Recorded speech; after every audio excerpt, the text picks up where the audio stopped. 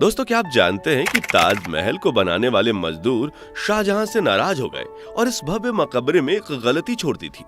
हिंदू धर्म के कई लोग इसे तेजो महालय के नाम से क्यों पुकारते हैं और यमुना नदी के किनारे बने होने के बावजूद 400 साल पुरानी ताजमहल की नींव आज भी इतनी मजबूत कैसे खड़ी है। आज के इस वीडियो में हम दुनिया में प्यार के प्रतीक ताजमहल से जुड़े कुछ ऐसे ही दिलचस्प रहस्य से पर्दा उठाएंगे जिनके बारे में जानकर आपके रोंगटे खड़े हो जाएंगे। तो पूरा वीडियो जरूर देखिएगा। दोस्तों, जनवरी 1632 में ताजमहल का निर्माण कार्य शुरू हुआ था। वर्ष 1653 में ये पूरी तरह से बनकर तैयार हो गया था।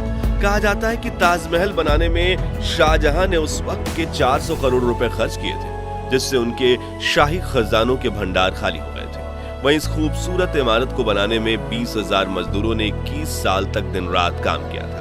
कई पुरातत्व विशेषज्ञों ने ताजमहल पर काफी शोध की है और उनका मानना है कि ताजमहल जितना ऊंचा है, धरती के अंदर उतनी ही गहराई तक बनाया गया है और ताजमहल के नीचे दर्जनों गुप्त कमरे हैं, जिनके साथ कई ऐसे रास्ते बने हुए हैं जहां से होते हुए शाहजहां किले से बाहर निकलते थे। लेकिन ताजमहल के रहस्यमयी तहखानों की तरह उन रास्तों को भी शाहजहां के समय से ही बंद करवा दिया गया था। साथ ही इस भव्य अजूबे में 22 ऐसे कमरे हैं जिन्हें जानबूझकर बंद कर दिया गया है। तो उन कमरों के पीछे क्या है? क्या ताजमहल हिंदू मंदिर के तर्ज पर बनाया गया है? और क्यों मुमताज महल को 3 बार दफनाया गया था?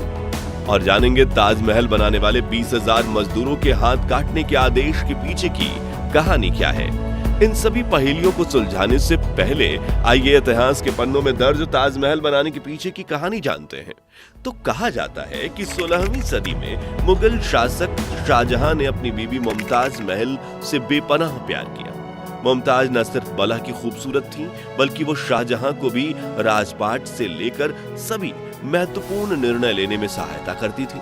लेकिन जून 1931 में जब शाहजहां को गद्दी पर बैठे 4 साल भी पूरे नहीं हुए थे, तब अपने 14वीं संतान को जन्म देते वक्त मुमताज की तबीयत काफी बिगड़ गई थी और उनकी प्रसव पीड़ा करीब 30 घंटे तक चली। इसी दौरान शाहजहां ने अखंड भारत में मौजूद सभी डॉक्टर्स और हकीमों को मुमताज का इलाज करने के लिए बुलाया और दुआओं के लिए गरीबों में पैसे बांटे। लेकिन 17 जून 1931 के दिन मुमताज महल ने इस दुनिया को हमेशा हमेशा के लिए अलविदा कह दिया।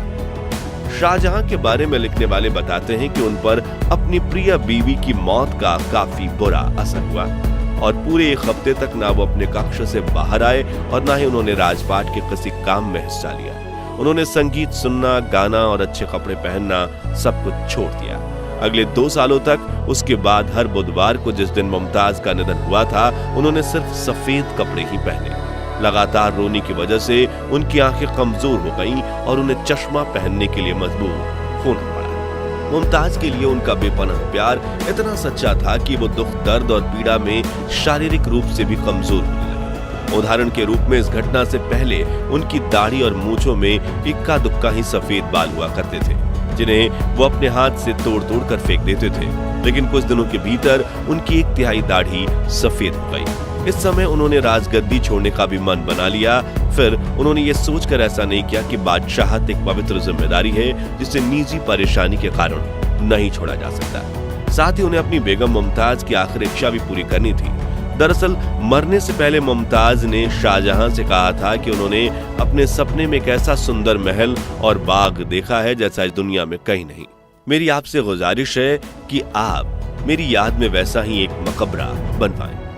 जिसके लिए शाहजहां ऐसी जमीन ढूंढने लगे जो आगरा शहर से दूर शांत इलाके में हो। साथ ही ये जमीन यमुना नदी के पास हो ताकि इसके आसपास के बगीचों में सिंचाई के लिए कभी पानी की कमी ना हो और ये ताजमहल इतना बड़ा हो कि वो शाहजहां के आगरा के किले से दिखाई दे सके। इन सभी मापदंडों पर खरी उतरने वाली 42 एकड़ की जमीन चुनी गई और ताजमहल का नक्शा बनाया गया, जो कि 1560 के दशक में दिल्ली में बने हुमायूं के मकबरे की तर्ज पर बना था, जिससे बाद में जनवरी 1932 में ताजमहल का निर्माण कार्य शुरू किया गया, जिसके लिए सबसे पहले उस इलाके की जमीन को साफ किया गया और हजारों मजदूरों को अत्यंत गहरी नींव खोदने के काम पर लगाया गया।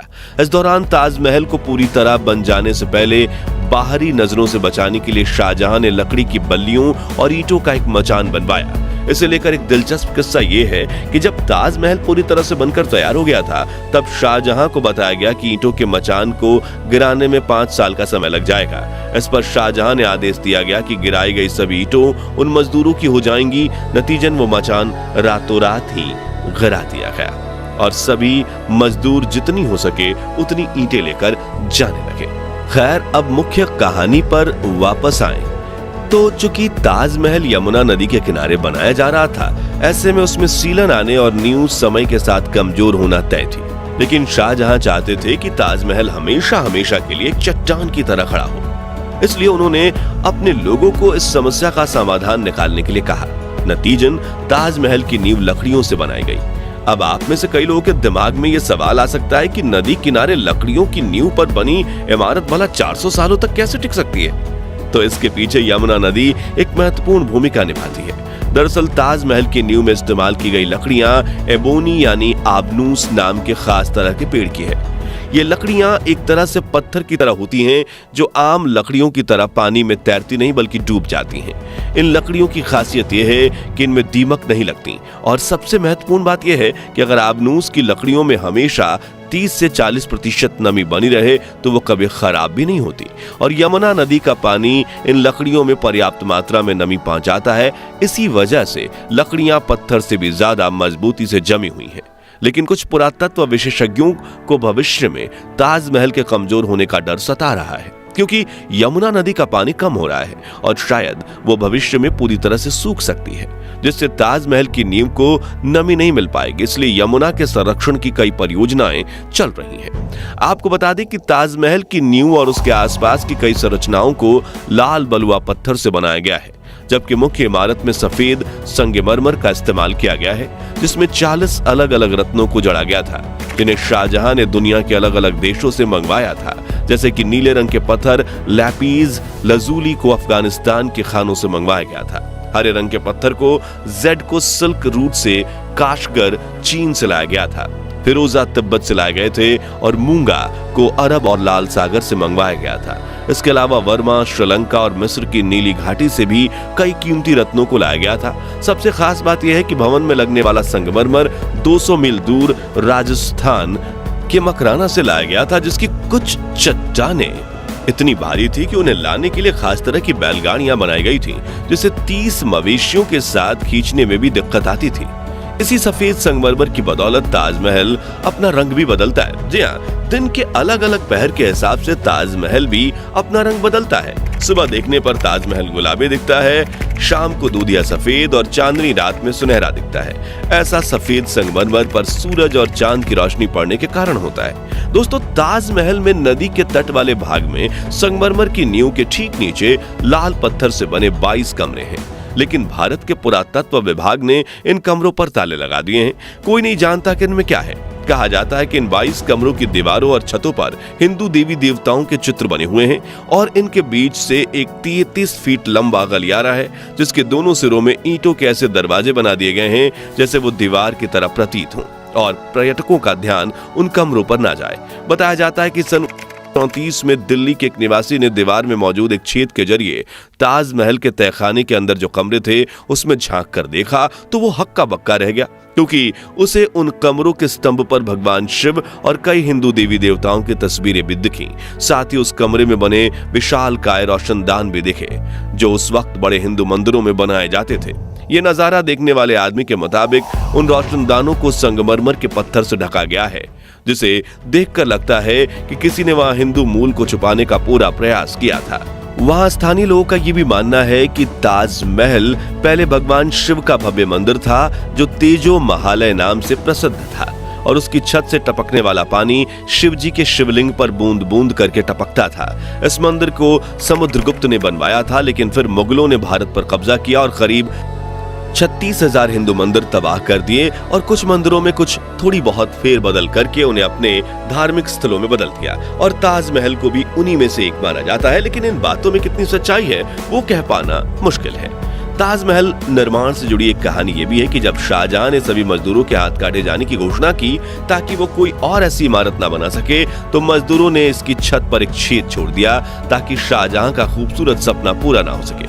जबकि कुछ लोग ये भी मानते हैं कि शाहजहां अपनी बीवी मुमताज के लिए सफेद ताजमहल बनवाने के बाद खुद के लिए काला ताजमहल बनवाना चाहते थे, लेकिन जब उनके बेटे औरंगजेब ने उन्हें कैद कर लिया तो उनका ये सपना हमेशा के लिए अधूरा रह गया। ताजमहल की चारों तरफ 130 फीट ऊंचे 4 स्तंभ बने हुए हैं और जब आप इन्हें दूर से देखेंगे तो पाएंगे कि ये मीनारें 90 डिग्री पर नहीं खड़ी हैं, बल्कि थोड़ी सी बाहर की तरफ झुकी हैं। ऐसा इसलिए क्योंकि अगर कभी तीव्रता से भूकंप आए तो ये मीनारें टूटकर बाहर की तरफ गिर जाएंगी और मुख्य इमारत को खरूज तक नहीं आएगी, जो इसे प्राचीन आर्किटेक्चर का बेहतरीन नमूना बनाता है। इतिहासकार बताते हैं कि उस समय मुमताज महल को 3 बार दफनाया गया था।